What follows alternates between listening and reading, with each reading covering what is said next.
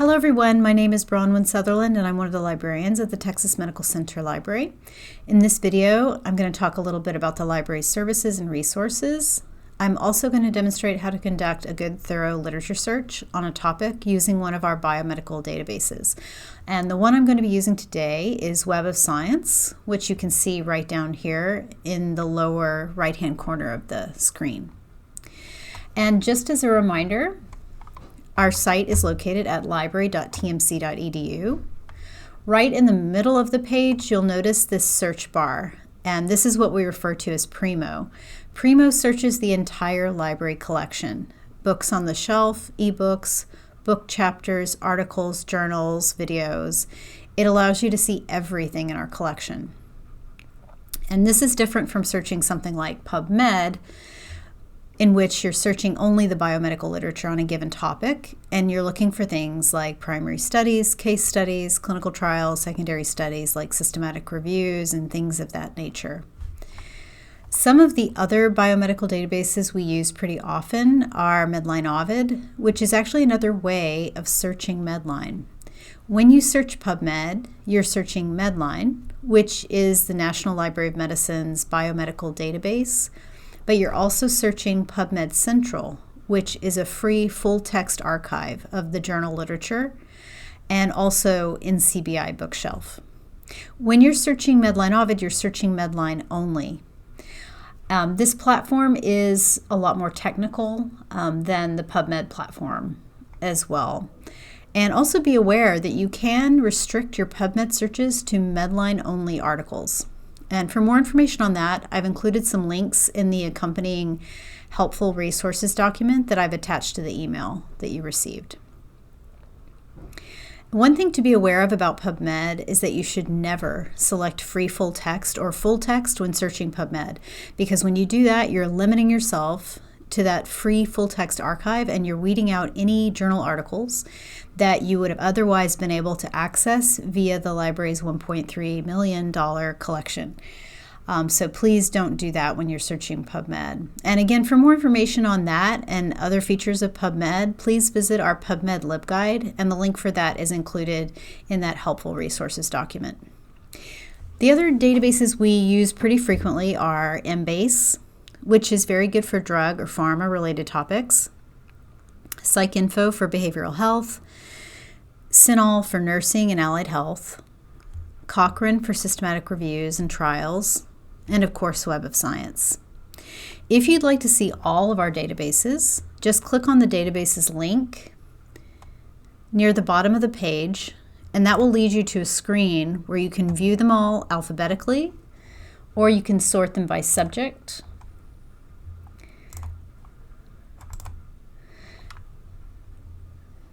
And you can also search by keyword as well. Okay, going back to the website, you'll also see under Core Resources a link to Browsing, which is a great resource that allows you to read, save, and track your journal articles that have been published in your favorite journals. If you're wondering whether we subscribe to a particular journal of interest, you can find out by using the Find Journals link right down here at the bottom of the page. Just enter the name of the journal that you're interested in. So I'm just going to enter JAMA Dermatology.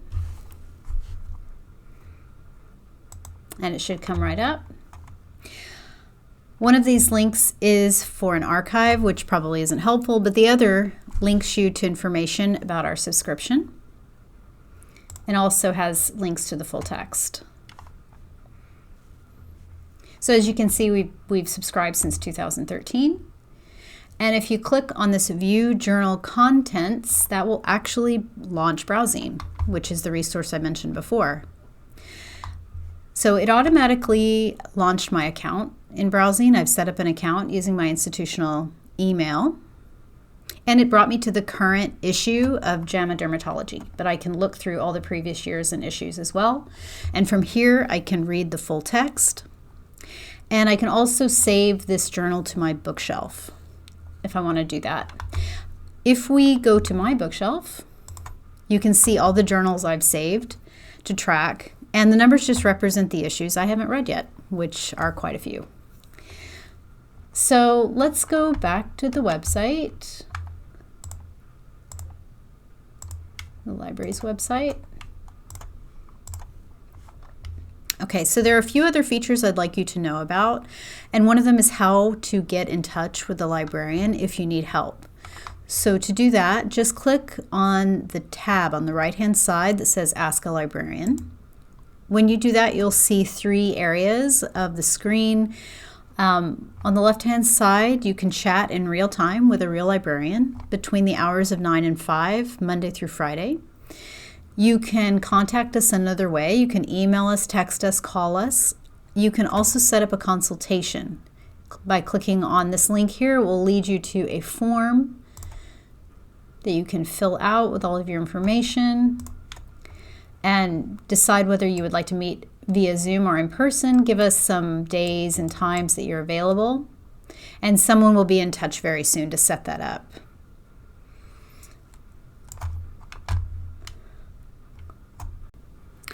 Back on the Ask Us page, we also have a searchable FAQ. So if you're curious, for instance, about maybe whether we subscribe to UpToDate, you can enter that keyword in the search bar. So I'm going to enter in UpToDate.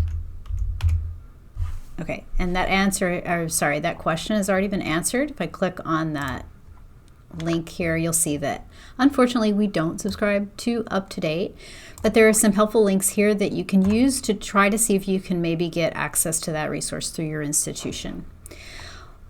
One thing I do want to mention here is that we don't subscribe to UpToDate, but we do have a subscription to Clinical Key, which is a point of care resource tool, much like UpToDate. It's a different vendor, but it serves the same purpose.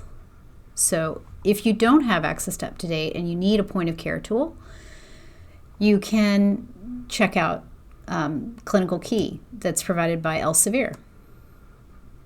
Okay, and going back to the website again, there are a couple of other things I'd like you to know about. One of them is that the librarians do provide search services for faculty and staff of our member institutions. We perform literature searches, and we also partner with teams to conduct systematic and scoping reviews.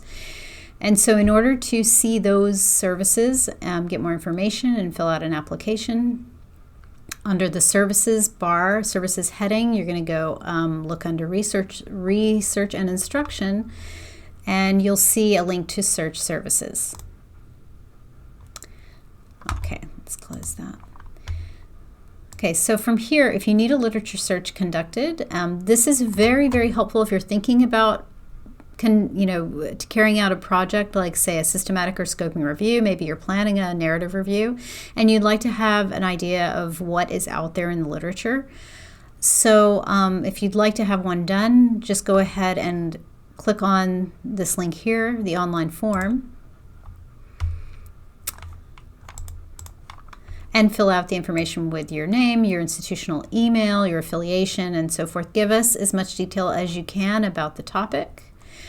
Select a date range and a date that you need the results, and then select a database and let us know how you would like those results delivered, whether via Word or maybe RIS format, which you can open with Zotero, EndNote, Mendeley, a lot of other citation managers.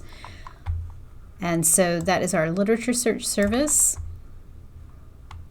We also provide services to teams that are working on systematic and scoping reviews. So if that is of interest, just scroll down to the bottom of that page and you'll see a link to the application for systematic and scoping reviews. Okay, and the very last thing I'd like you to know about is if you are having any issues with any of our platforms, if you're not able to access one of our resources for any reason, please let us know by filling out the Report and Access Problem under the Help menu. So under Help, you'll see Report and Access Problem. And there are some suggestions here that you may want to look at, but if none of that is working, please fill out the form and give us a detailed explanation of the issue, and someone will be in touch very soon to get that resolved.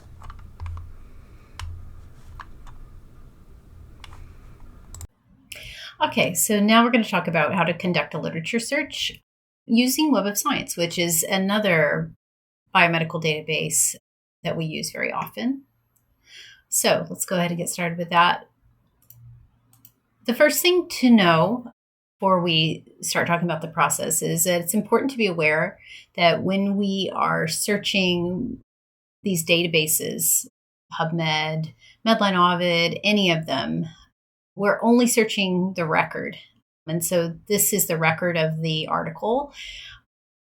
And that record includes some author-created content, the title, the abstract, and then also any keywords that are attached to that article, and those can be author or publisher created. So just to let you know that this is the only thing we're searching. We are not searching full text.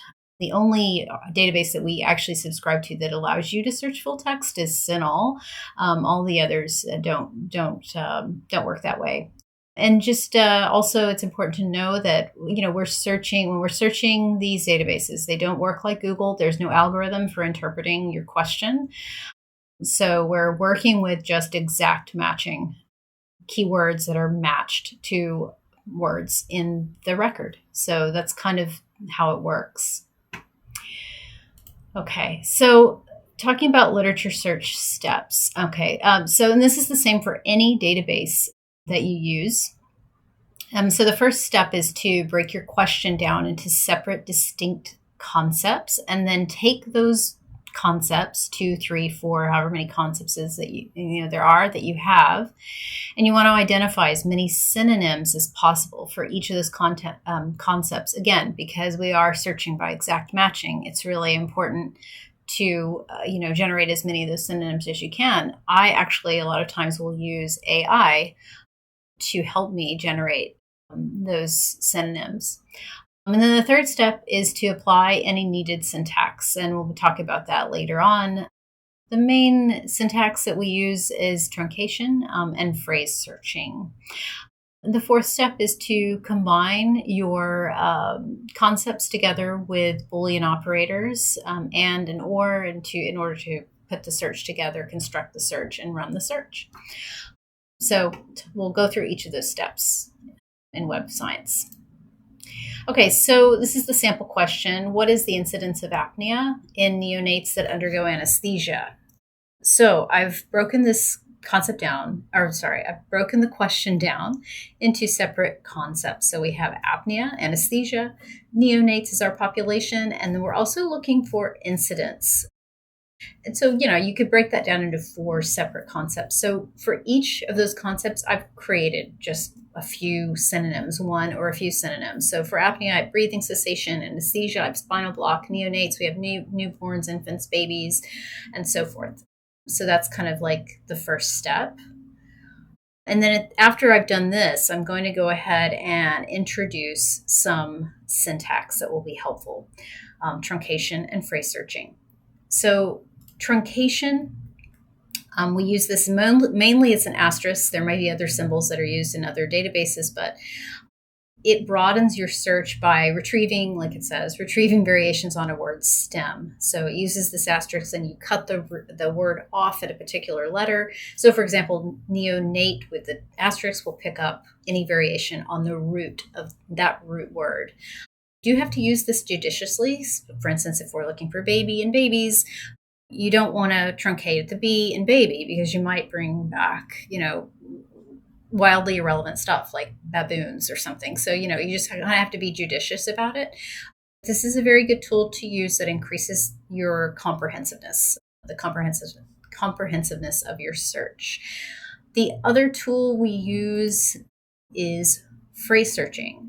So this is important in certain databases, and it's particularly important in Web of Science. If you don't use it in Web of Science, if you just enter that phrase without any quotes, it might find spinal in one part of the abstract and block in the other, and it won't search for those words together in that exact relationship. So this is something we also have to use. in Web of Science. And this does, of course, increase the search precision. It should help cut down on the number of irrelevant hits that you retrieve. Okay, so the next screen will show you how I've incorporated that syntax into all of my separate concepts. So I've added asterisks after the A in apnea, the E in anesthesia to get anesthetic, anesthesia, anesthesias, and so forth. So once that step is done, I've also placed quotes, around all of my phrases. And so once that step is done, now it's time to connect these terms with Boolean operators. Okay, so the main ones we use are or and. There's also the Boolean operator not, but we use that, not, N-O-T. We use that very sparingly because it does tend to sometimes eliminate articles from your search that might have been relevant, so we use it very sparingly. The Boolean operator or, this connects synonyms. You're going to use this Boolean operator to connect your synonyms within a particular concept. So once we've got all of our synonyms connected with or, at the end of that process, we'll connect everything with the Boolean operator and. So or is used to connect synonyms within a concept and is used to connect the separate concepts together at the very end of the process. So what that looks like when we put our ors in, I have separated all my synonyms with or. And then at the end of that process, I'm going to take all of my concepts that I've got separated with or and then put them all together with and. So that is kind of like a very, visual representation of what a literature search looks like. Of course, they do get more complex than this, but this is just a simple example. This is the basics. This is the basic structure, and it works across all databases. The only difference here is that we're not using any controlled vocabulary. You may have heard of MESH or, MESH, medical subject headings. That's a controlled vocabulary used to index articles in Medline. We're not, since Web of Science doesn't use any controlled vocabulary, any subject headings, we're not incorporating those in. If we did have those, if we were using PubMed and we did have a MESH term, we would just include those in our synonyms. So, it would be our MESH term or any of those keywords, if that makes sense. Hopefully it does. Okay, so let's go ahead and go on to the next slide. So I just want to demonstrate here, obviously, the more concepts you have, the smaller your set of results is going to be. So you may need to play around with your search. If you're getting too few results, add a few more synonyms, maybe take away a concept. And on the other hand, if you're getting too much, you need to pare that down. So it's a lot of trial and error. Okay, so now that I've kind of gone through the process, I'm going to go ahead and switch gears and show you how I would perform a search like this in Web of Science. Okay, so now I'm going to show you how to do a literature search in Web of Science. Just be aware that if you're logging into one of our databases for the first time, you'll be asked to authenticate to log in with your Baylor username and password. If you have any problems getting into any of our databases, just contact us using the tab on the right-hand side here, Ask a Librarian, and we'll help you resolve the problem. So let's go ahead and get into Web of Science. Okay, and so this is the main, the basic search page here. So you'll notice that the first thing is available to us is the option to select a field. You can search various fields in Web of Science. All these fields are included in the record, so we can search things like the title, author, the publication, even by DOI. So there are a lot of different fields we can search. But for a literature search, we really just want to focus on the title, abstract, and keyword section of that record. So we're going to go ahead and click on Topic. And Topic is a field collection that includes title, abstract, and keywords. And I know that I have 4 concepts in my question, so I'll go ahead and add 3 additional rows here. It defaults to all fields, so I'm going to change each of these to Topic. Okay. And then it's just a matter of entering in my terms. And what I like to do is keep those terms in a separate document. I use a notepad. So I'll drag that over here to show you. I've got my notepad here with all of my terms with the accompanying syntax and the Boolean operators and everything there. So all I have to do is copy and paste this into those fields. The other thing, I like to keep this separate because, if I decide to search another database, say Embase or PubMed, when I get to the section where I'm going to do a keyword search, I can just copy and paste from this sort of core document here. And also if I run across any additional terms that I might see in an abstract that I think would make a good synonym for one of these concepts, I can add it into this document rather than adding it in to one of the databases. So I recommend using this kind of method for keeping everything organized.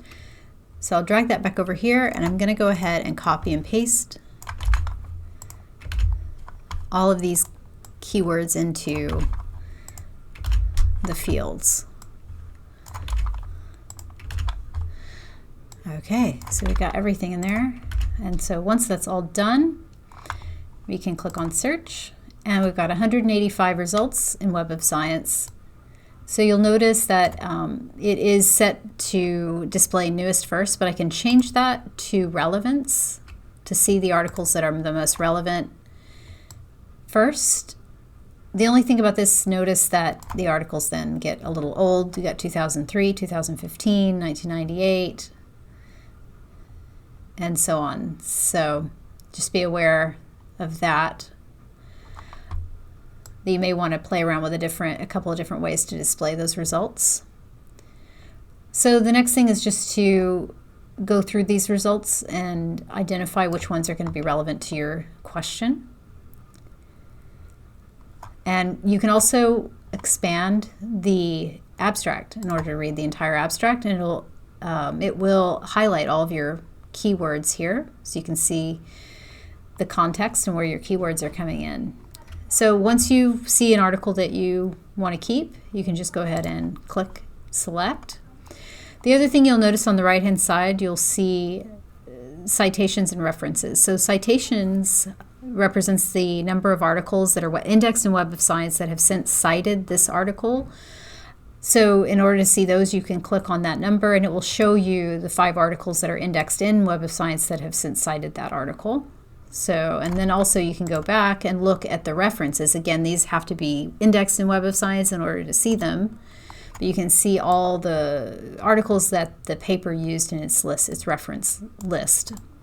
So this is something that we call citation searching, forward citation searching and backward citation searching. Forward citation searching is looking at articles that have since cited this article, and backward citation searching is just looking at the references they used in their paper. So that can be a good method as well when you're doing these projects. So I'm going to click on a couple more articles that look good. Here are a couple. Okay, and so maybe I want to save these articles. The first thing I need to do is create an account. So if you're in Web of Science and you haven't yet created an account, you can go up to register and create an account using your BCM username and password. I've already created an account, so I'm going to go ahead and sign in.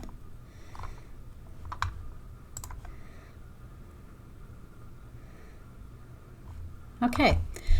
And so what I want to do now is add these articles to a list. So I'm going to create a new list. I'll just put neonatal apneas, give it a title, create that marked list. In order to see everything that's in my list so far, I can go over here to the left-hand side and see all of my marked lists. And here we can see neonatal apneas. I've got 3 documents in there. And here they are. And so from here, in order to get the citations out of the database and get them into a citation manager like Zotero or Mendeley or EndNote, what you'll need to do is select the articles and come over here to export, and then decide what format you'd like to export those citations in. If you're using something like Zotero, Mendeley, you'll want to export using the RIS format. If you want to see these in a Word document, you could also export to a plain text file and then paste them into Word. So there are a lot of different options here. But let's go ahead and export to RIS. And what you want to do is make sure that under record content, you've got abstract available. And this way, the abstract will show up in your citation manager. So you'll be able to read the abstracts within Zotero or Mendeley or EndNote or whatever you happen to be using. So we'll go ahead and export those citations. That will send it to my downloads, and then from there I can upload them into my citation manager. And so this is basically how a literature search would work in Web of Science.